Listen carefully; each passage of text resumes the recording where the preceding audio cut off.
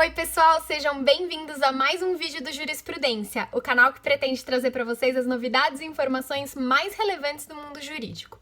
Meu nome é Aline Matheus, eu sou advogada do Mendonça Matheus Advogados e o tema que eu trouxe para nossa discussão de hoje é um tema super presente no nosso cotidiano, mas que mesmo assim gera algumas dúvidas. Qual que é o nosso tema de hoje? É o regime de bens do casamento.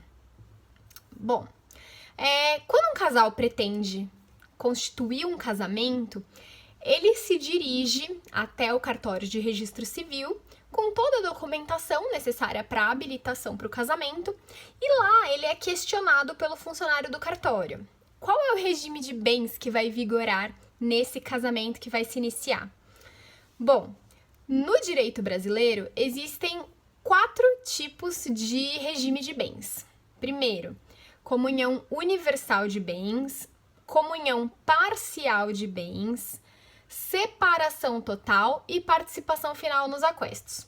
Além dessas 4 opções, existem também os sistemas híbridos, em que, por meio de um pacto antinupcial, os cônjuges estabelecem vários regimes de bens dependendo do bem que eles querem proteger, enfim. Mas basicamente são 4 os regimes de bens do casamento. Então, para não ficar um vídeo tão longo e acabar ficando confuso, eu resolvi dividir, em 4 blocos, tratando cada um de cada regime de bem específico. Nesse, particularmente, a gente vai falar sobre o regime da comunhão parcial de bens, que é a regra geral do direito brasileiro e, por isso, o mais comum entre os casais. Beleza? Tá. E o que significa ser regra geral? Ser regra geral significa que, se o casal não estabeleceu um pacto antinupcial dispondo de uma maneira diversa, vai vigorar no casamento o regime da comunhão parcial de bens. E o que significa comunhão parcial de bens? Comunhão parcial de bens significa que serão partilhados entre ambos os cônjuges na proporção de 50% para cada um todos os bens adquiridos onerosamente na constância do casamento. Aline, o que significa aquisição onerosa? Bom, a aquisição onerosa é aquela que você compra. Então, quando você vai lá e adquire um imóvel, por exemplo, é uma aquisição onerosa. Quando você recebe um bem por meio de doação, por exemplo, não é aquisição onerosa, é uma aquisição gratuita. Então, esse tipo de situação não comunica com o outro cônjuge, né?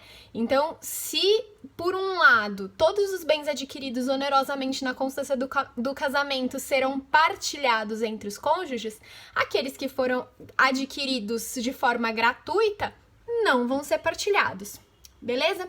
Vamos para um exemplo para tentar deixar mais clara essa situação. Vamos lá. Bom, o Pedro e a Maria se casam sob o regime da comunhão parcial de bens e adquirem onerosamente, por meio de uma transação de compra e venda, por exemplo, um apartamento. E depois de um tempo, eles vão lá e se divorciam.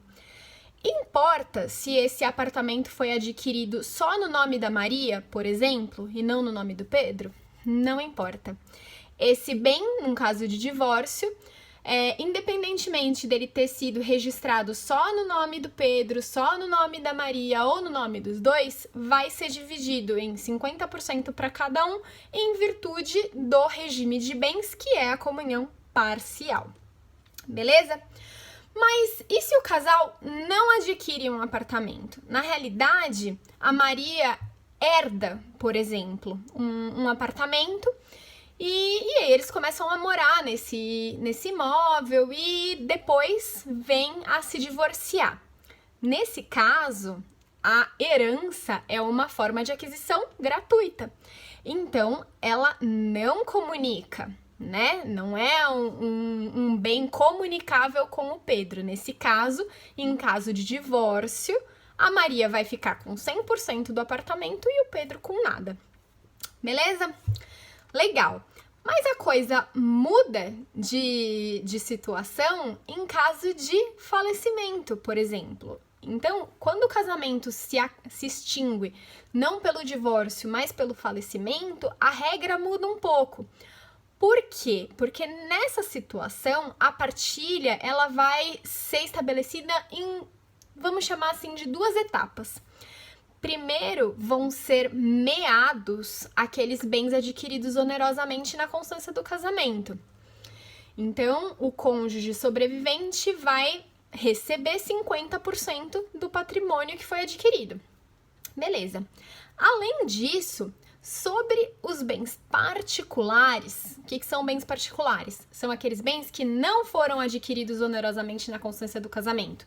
Então, ou eles foram adquiridos a título gratuito, por meio de herança ou doação, ou foram adquiridos antes da constituição do casamento.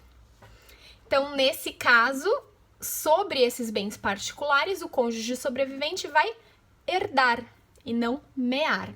Vamos para um exemplo prático para deixar mais simples.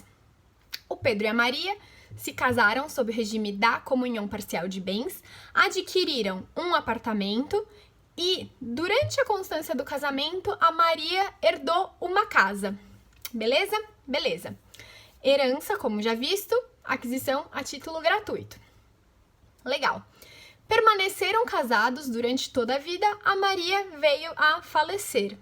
Nesse caso, o Pedro vai mear, ou seja, receber 50% do apartamento, por conta do regime de bens, e vai herdar a casa. Deu para entender a diferença quando acontece o falecimento e não o divórcio? Se eles tivessem se divorciado antes do falecimento da Maria, o Pedro ele só receberia os 50% do apartamento e não receberia nada da casa. Deu para entender a diferença?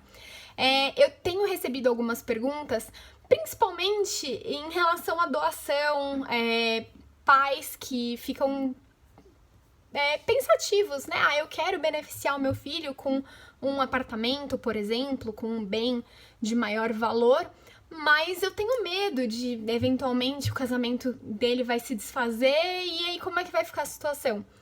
Essa a resposta. Fica tranquila, porque quanto aos bens adquiridos gratuitamente, ainda que na constância do casamento, caso haja um divórcio, esses bens não vão ser comunicados, né? Não vão se comunicar com o outro cônjuge, né? Então, dá um alívio, né, para esse tipo de situação. E, ao mesmo tempo, esse regime de bens é um regime justo, porque todos aqueles bens adquiridos pelo casal na constância do casamento é partilhado, né? Então, aqueles bens anteriores ao casamento ou recebidos a título gratuito, eles não vão se comunicar. Até que tudo bem, porque o outro cônjuge não participou da aquisição, né? Então, por esse motivo é que o legislador entendeu que esse é o regime de bens que viria a ser a regra no nosso direito. Tá legal?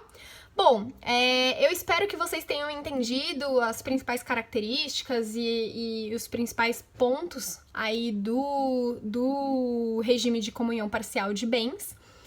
E se vocês tiverem qualquer dúvida, já sabem que é só me perguntar, que assim que possível eu respondo. Se você gostou, dá um like, compartilha, clica no sininho, que eu sempre tô tentando trazer algum tema interessante, diferente e presente no nosso cotidiano.